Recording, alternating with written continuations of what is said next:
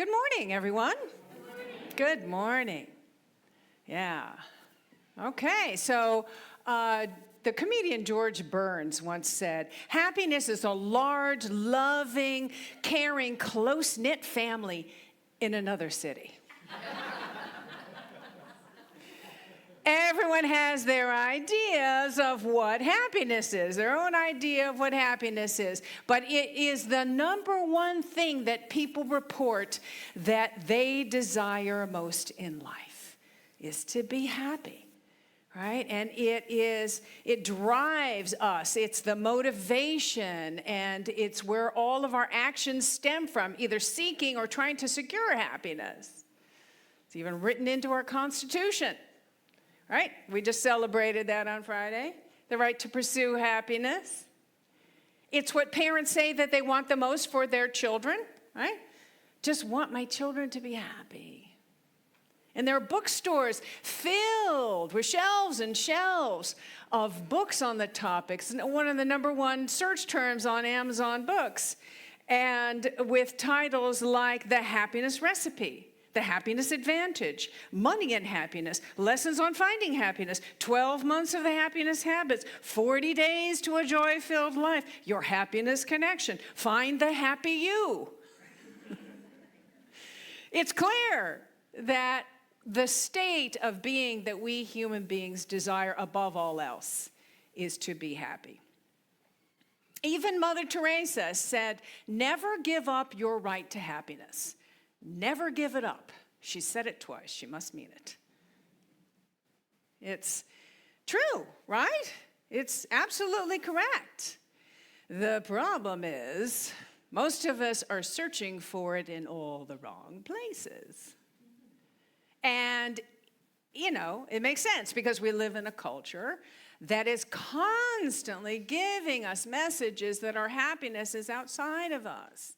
If we can just attract the right mate, if we can just get the right job, if we can make enough money, if we have the right friends, if we buy the right things, if we do the right activities with the right equipment, if we follow the right people on social media, if we get our teeth as white as a tissue, then we too can be happy. And it is the one goal that most of us strive for endlessly. It really is what keeps the capitalistic machine kind of humming away. In fact, our economy would probably collapse if we stopped looking outside of ourselves for happiness, right? So just be warned.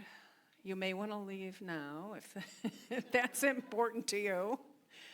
But, really, things, people, experiences do provide happiness for a while until they wear out, or they get old, or we get bored, or they leave us, or they don't leave us,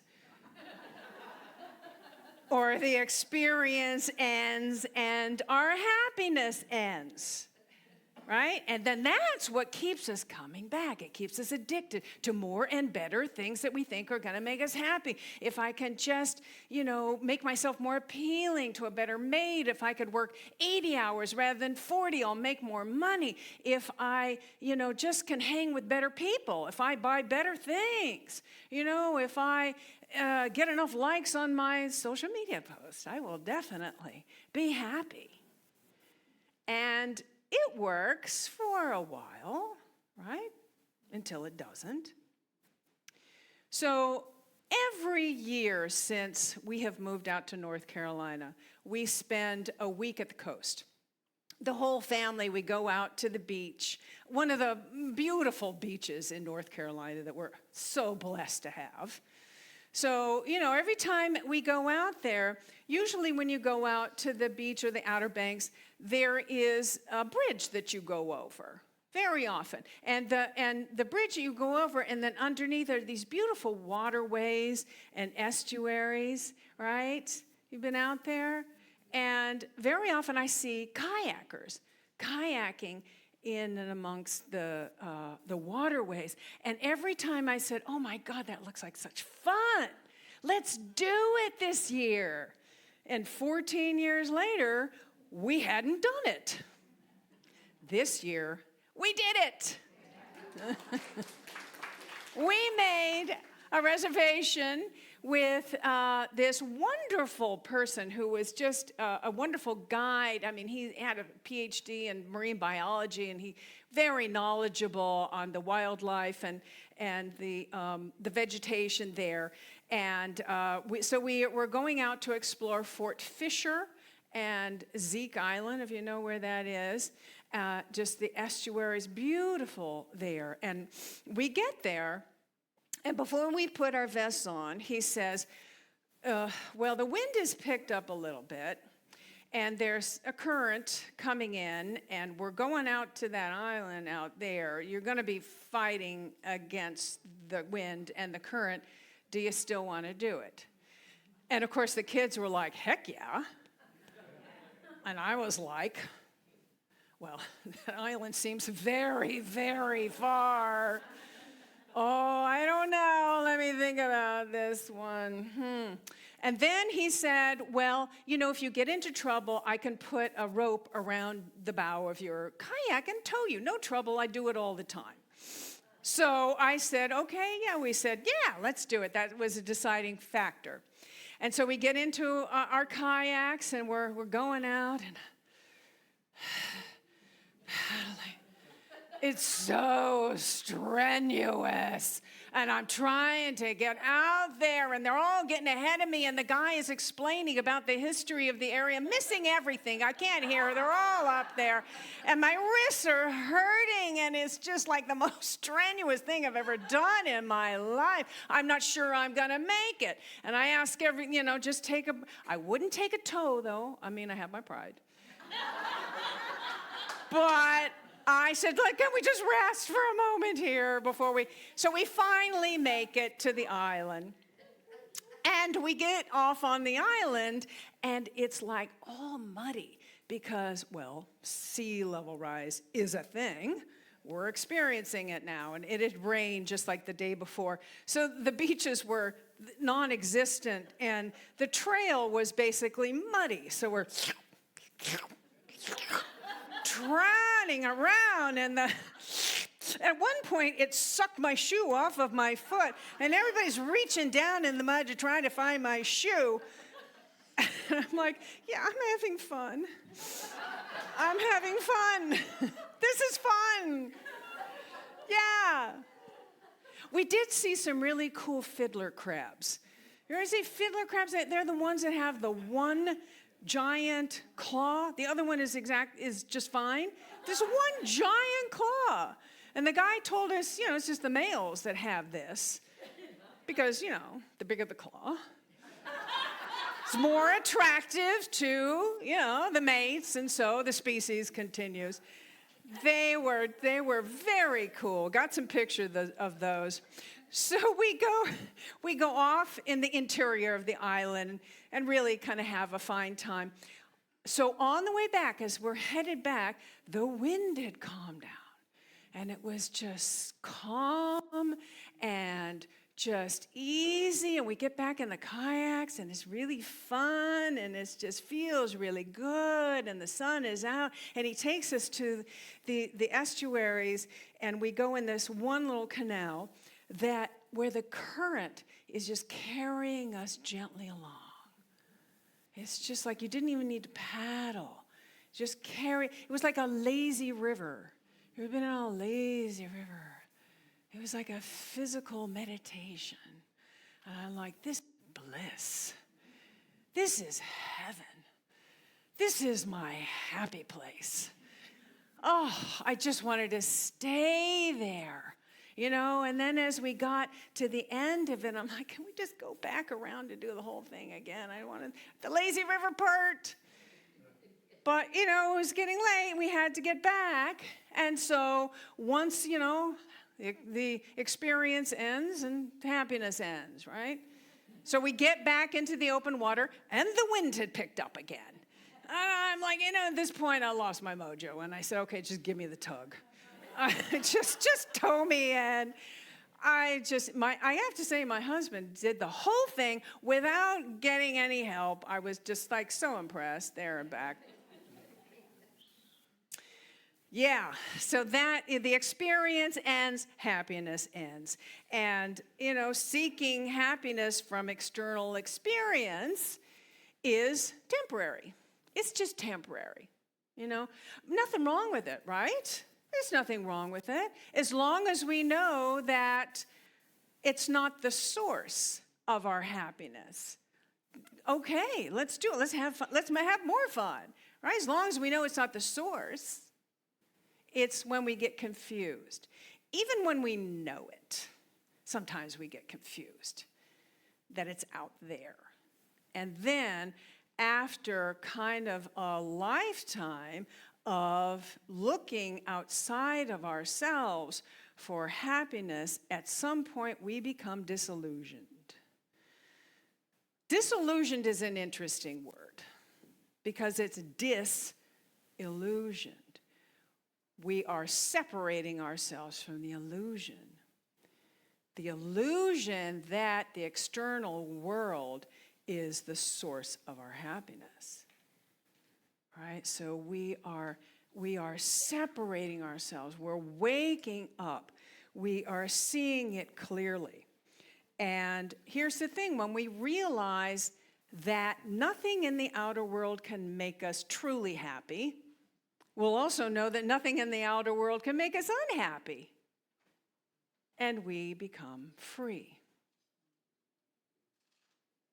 So, the Buddhist idea of suffering, that life is suffering. I'm beginning to feel that it's really a symptom of a malady of looking outside of ourselves for our happiness, for our peace, for our fulfillment. And Rupert Spira, who wrote, and you can show the book up there, You Are the Happiness You Seek. Someone in this community turned me on to this book. It's really good. He says, just as physical pain is a signal from the intrinsic intelligence of the body, letting us know that the body requires attention, so suffering is a message from the happiness that lies in the depth of our being. Psst, you're looking in the wrong places. I am not caused by anything outside of you. I am the nature of your being. There is no other place to find me. Turn towards me, and I will take you into myself. That's quite a shift in consciousness. And that shift in consciousness can free us from suffering.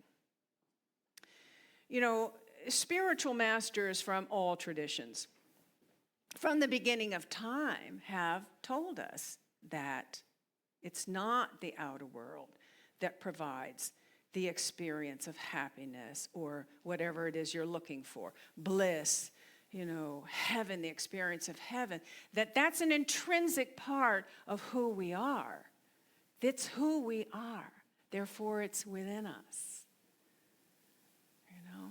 It is totally within us. Jesus reminded us from his famous passage from Luke 17, where he said, now, when he was asked by the Pharisees when the kingdom of heaven would come, he answered them and said, the kingdom of God does not come with observation, nor will they say, lo here or lo there, for indeed the kingdom of God is within you. It is totally within us. And, I think some Christians, it feels like they somehow missed this part of it, because when they talk about God, it's something out there, in heaven. Somewhere in heaven is a place that we go to after we die if we behaved or we haven't sinned. No, he said it's right here within us right now. We just need to attune ourselves with it. So this month, we're going to be exploring the true nature of happiness. how to access it, how to cultivate it, how to live from a place of true joy, true inner joy. Because when we do, it enhances our creativity, it enhances our well-being, it enhances our connection, our relationships, and then we take that inner joy, that wellspring of joy within us, into our lives and into the world. And I think a good place to start with this is by looking at the true meaning of the Vedic, the ancient Vedic word, Sanskrit word, Satchitananda. So it's a compound word from the Vedic tradition. It's about the essential nature of existence, the absolute reality, and how we experience it. So I'd like to sort of, because it's this compound word, so we're going to look at each component of it and break it down and see what it can mean for us. So the first word, sat, is being or truth, that which is eternal and unchanging, existence itself beyond time and space, that fundamental reality beneath all appearance. Sometimes we say the ground of being. That is sat. And chit is consciousness or awareness. That pure consciousness, this is where we come in, right? It's the pure consciousness that illumines all experience. And we're not talking about just the thoughts, not mental activity. It's the witnessing presence that's aware, the witnessing presence that's aware of our thoughts and our feelings and our body and our experience. We're going to be talking more about this part next week. And chit is the light of awareness by which we know we exist. The light of awareness by which we know we exist. And then we'll look at Ananda is happiness or joy. It is that inherent joy of being itself, not dependent on external circumstances, that deep, deep inner peace and fulfillment. And Ananda arises when we're naturally attuned to our essential nature, our essential spiritual nature. So we put all these together, Satchitananda. Let's say that together. Satchitananda, yeah. It's the joyful awareness of being itself, beyond the thought, beyond the ego, beyond circumstances, the pure joy that arises when we're deeply connected to that spiritual essence. We're deeply connected. Okay, so this week I'll be recording a meditation that you can use as a guide to deepen the experience of this. You know, so it's not just words, it's the experience of this. That's part of the Wednesday podcast, the Soul Dance Meditation podcast that drops on Wednesday evening. So just know that is connected to this series of talks to deepen the experience for you from a soul level.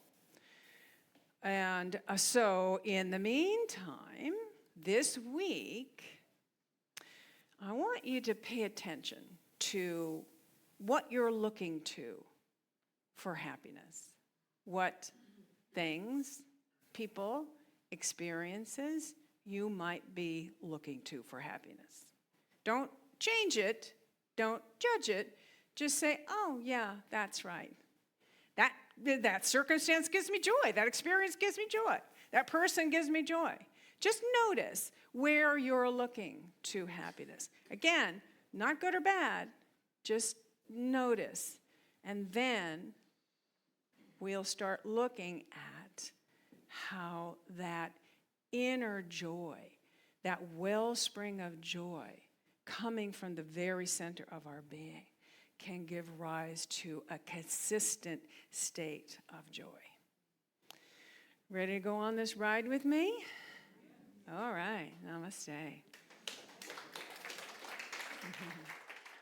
Hi, it's Reverend Victoria here. I'm at Unity Center of Peace with our house band, Bright Matter. Hello. Yeah, and if this video has inspired you or empowered you or opened your heart, opened your consciousness, or even just given you hope, we ask that you support what we're doing here by making a donation today, going to unitychapelhill.org or clicking the link below. And we thank you.